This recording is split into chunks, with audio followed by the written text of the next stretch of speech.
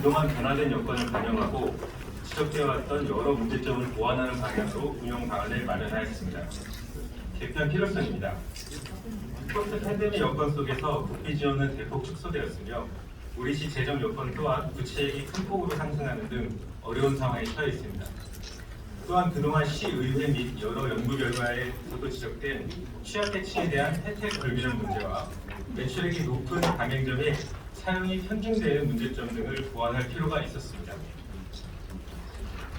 이에 따라 개편의 큰 방향은 사용자 측면에서 복지 대상자에 대한 선별적 인센티브를 지원하고 사용자 측면에서도 매출액이 적은 전통시장 및 영세 소상공인 등에 더 혜택이 되도록 하며 효율적 예산 활용을 위해 재원 규모와 할인 시기 등을 조정하는 것입니다. 다음은 개편 방향에 따른 세부 운영 계획을 설명드리겠습니다. 할인 시기는 명절, 축제, 소비 촉진 행사 등과 연계하여 연 5에서 6회 정도를 실시할 계획입니다.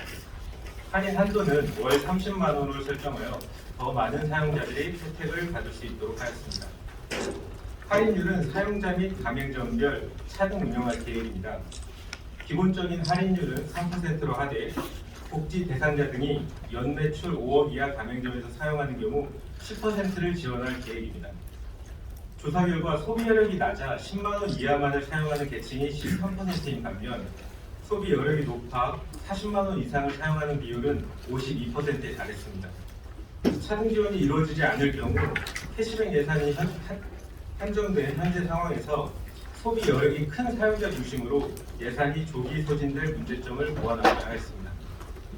또한 매출액 5억 원 이하 가맹점 수는 81%에 달하지만 사용액 비중은 43%에 불과한 문제점도 가맹점 매출액에 따른 차등 지원을 통해 보완하고자 하였습니다.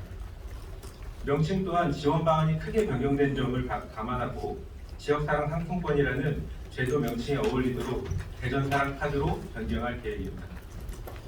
중앙정부의 23년 국비지원 정책 방향에 따른 우리시 국비 배분액이 83억 원으로 확정됨에 따라 이후 국시비 매칭 비율 등에 따른 시비 예산을 추경에 반영하고 시스템 개편 및 변경 작업 등을 거쳐 가정의 달인 5월부터 상품권 발행을 재개할 계획입니다. 더하여 동네 사랑 기부제, 착한 가격 업소 지원 사업 등 플랫폼 연계 사업을 추진하여 기존 지역 화폐 유통 기능을 넘어서 정책 기능을 지속적으로 강화해 나가겠습니다. 다음으로 우리시의 올해 소상공인 지원 방안에 대해서 말씀드리겠습니다. 어제 난방비 지원 계획 브리핑에서도 밝히신 바 있듯이 앞으로 우리시는 보편적인 지원이 아닌 필요한 곳에 대한 직접 지원을 강화해 나갈 것입니다.